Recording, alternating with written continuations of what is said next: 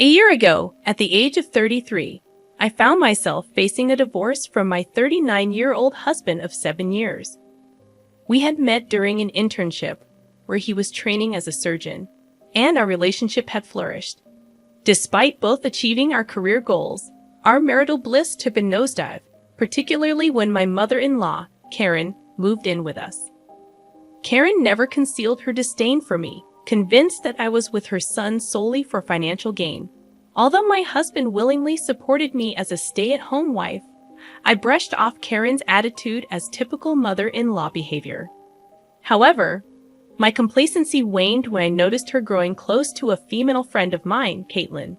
Karen consistently brought up Caitlin in conversations, even comparing us in front of my husband. Initially, I believed Karen was attempting to steer my friend towards my husband, thinking Caitlin was a more suitable match. I couldn't have been more mistaken. It turned out that my husband was the one pursuing Caitlin, having cheated on me with her for over 2 years. When he finally requested a divorce, he openly admitted his infidelity and his desire for Caitlin to replace me in his life. The pain and anger I felt were magnified when he offered me alimony, which I promptly declined, wanting no part of his money. To add insult to injury, both my ex-husband and mother-in-law mocked me, claiming they were doing me a favor by offering a financial head start. They doubted my ability to survive without their support, confidently asserting that I would come crawling back within 6 months. Little did they know that as soon as the divorce proceedings were finalized, I had a different plan in mind. After securing a cozy apartment with my savings, I delved into the job market, eager to move forward. Soon enough, I landed an interview for a high-ranking position at a prestigious private clinic.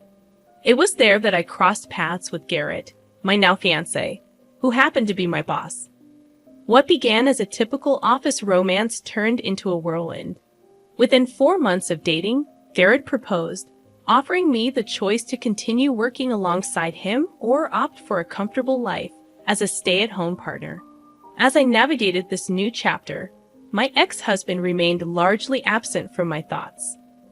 Pride prevented me from indulging in the post-breakup habit of stalking his social media. However, about a week ago, my ex reached out, expressing a desire to talk. Initially, I dismissed and blocked him upon discovering the message's origin. Yet persistence prevailed, and the following day he showed up at my workplace. After some reluctance, I agreed to a lunch meeting, expecting a one-on-one conversation. To my surprise, his mother joined us. During the lunch, my ex went on a remorseful tirade, expressing regret for their past actions and desperately seeking forgiveness. The climax was their pitiful request for me to take him back.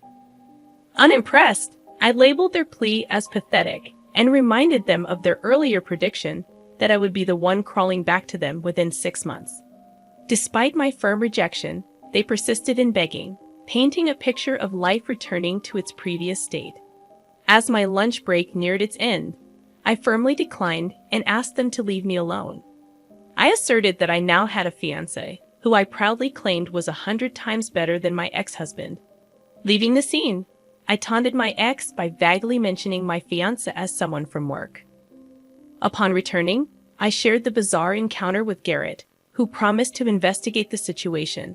The next 2 days unfolded with an air of anticipation. Upon obtaining the information, Garrett's investigative team uncovered a disturbing revelation about my ex-husband. It appeared that, driven by ego and negligence, he had left an item inside a patient during one of his surgeries. The patient, upon discovering this, promptly filed a lawsuit against the hospital, which responded by terminating my ex-husband. The ongoing lawsuit posed a significant threat to his medical license. Understanding the gravity of the situation, I realized why my ex-husband and mother-in-law were desperately seeking my forgiveness.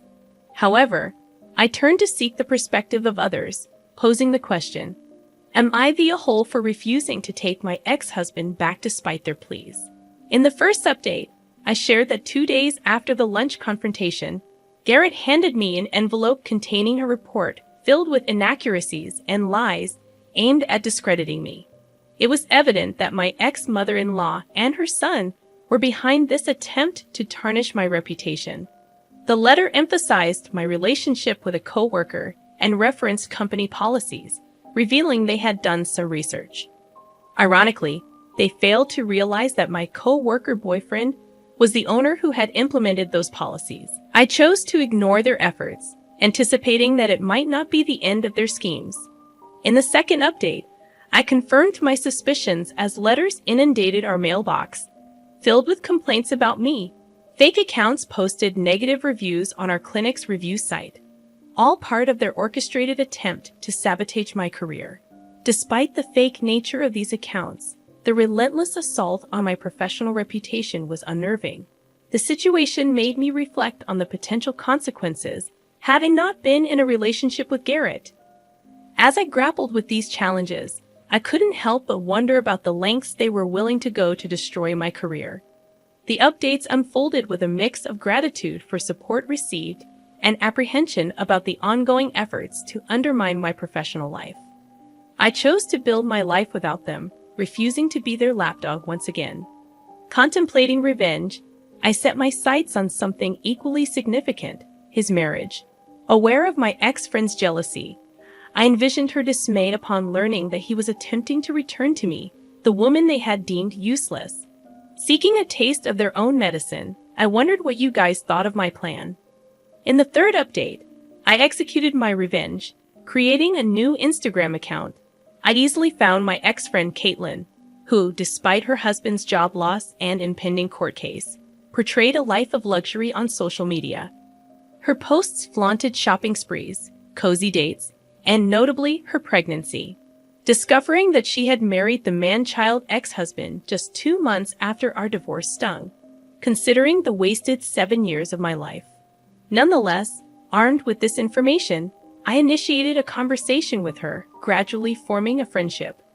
Over a month, I subtly planted seeds of doubt, playing the role of a caring friend while learning about her marital troubles. Once convinced she was where I wanted her, I called my ex-husband, convincing him to meet privately to discuss rekindling our marriage. I informed my fiancé, ensuring everything was stable for the upcoming events. At the meeting, I found him nervously happy, relishing in the twisted satisfaction of knowing his joy would soon turn sour. Implementing stage 1 of the plan, I set the rule that he must refer to me in the third person. Confused but compliant, he played along. Transitioning to stage 2, I used leading questions to extract information about his marriage. As expected, he unleashed a torrent of slander, detailing his unhappiness, lack of love for his wife, and regrets about leaving me. He even expressed distaste for the unborn child, wishing for a miscarriage. He willingly threw his current wife under the bus, outlining explicit plans to return to me at the first opportunity. Though some details are not safe for work, the outcome aligned perfectly with my expectations. He willingly exposed his true colors, confirming that my revenge plan was succeeding.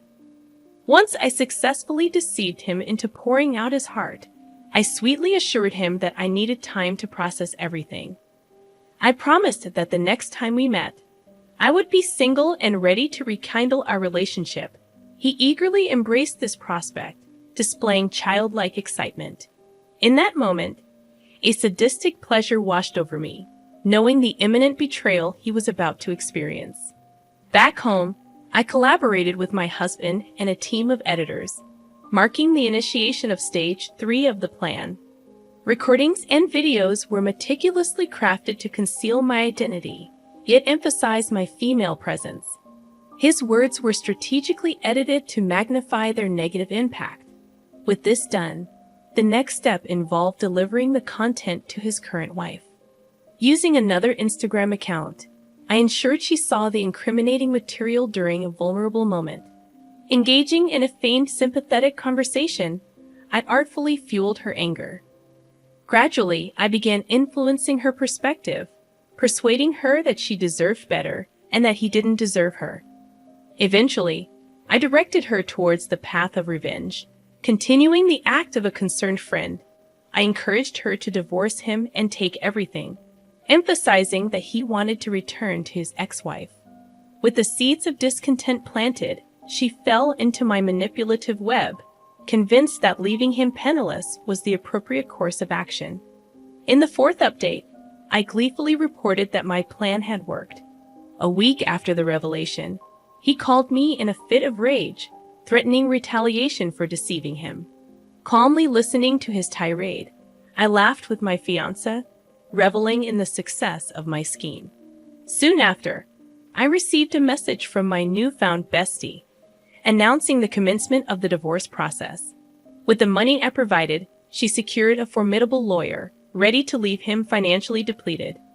As usual, I continued my manipulative influence, planting sinister ideas in her mind. Once convinced that she had turned against him, I disappeared, citing business as an excuse. The onslaught of letters also ceased, signaling the apparent success of my elaborate plot. So, it seemed they had finally realized I wouldn't be getting fired anytime soon. After the whole divorce ordeal and my ex-husband going off on me, I received a surprising message from him just 1 month and a few days later. He claimed he wanted to apologize for what happened. Initially shocked and suspicious, my doubts were confirmed when he suggested we have dinner on him as an apology gift. He also expressed a desire to discuss the possibility of rekindling or at least becoming friends again, emphasizing that we were friends before lovers. Discussing this with my fiancé, we both harbored suspicions and decided to play along. My fiancé had someone discreetly watch and follow him to uncover any potential ulterior motives. It didn't take long for the suspicions to be validated. 3 days before the planned date, he visited a store known for its background deals on certain substances, including roofies. Upon further investigation, it became clear that he intended to drug me during the date, film compromising scenes, and then use it as leverage for various purposes, possibly including blackmail, money, rekindling the relationship, or assistance with his court case. The horrifying realization of his intentions left me horrified. Reacting to this revelation, my fiancé proposed a counterplan, suggesting we give him a taste of his own medicine. The day before the scheduled dinner, we arranged for a male stripper to discreetly follow me on the date, keeping a distance until the drugged food or drink was switched. Once the effects kicked in, the stripper would intervene and capture the moment, intending to send the footage to his wife and those suing him. Executing the plan flawlessly, I met up with him on the arranged day, enduring another round of his apologies and remorseful speeches. He admitted to falsely accusing me of sabotaging his marriage, even thanking the unknown person behind it. While engaging in this conversation, I observed him drugging my drink, but managed to switch it in the nick of time. Once he consumed the tampered drink, I calmly excused myself to the bathroom, anticipating his inevitable follow-up. True to expectations, he soon entered the dimly lit hallway, only to be swiftly seized and taken away. The plan had successfully unfolded, and I awaited the aftermath of our strategic retaliation. I played my part by inquiring about him and settling the bill that night. The events of that evening were a blur, but the morning after, his wife texted me, claiming she was devastated. Apparently, the man she was divorcing, who was now expecting a child with me, had not only cheated on her with his ex-wife, but also with a man. It was a ludicrous situation, and though I struggled to maintain a composed demeanor, I kept up the act. Simultaneously, I continued with the lawsuit, and judging by the latest headlines, the video had reached its intended audience. That's the gist of what's been happening. I sense that everything is approaching a resolution, and soon things will return to normal. I'll wait and see before providing a final update. In the concluding update, I reveal that he lost everything, just as I desired. His marriage crumbled, and Caitlin took everything in the divorce, gaining full custody, child support, alimony, essentially, every conceivable asset. The court case ended decisively against him, resulting in bankruptcy. The last encounter with him revealed a dire situation. Both he and his mother ended up broke and homeless, moving between shelters. Attempts to visit the clinic were thwarted by my fiancé's intervention, ensuring they never returned. As I prepare for my upcoming marriage, I reflect on the irony that he divorced me with the belief that I would suffer without them. Yet it's he who finds himself begging for scraps. I express not just their deserving fate, but the manifestation of karma. Grateful for the support throughout the story, I conclude, acknowledging that karma indeed has its way.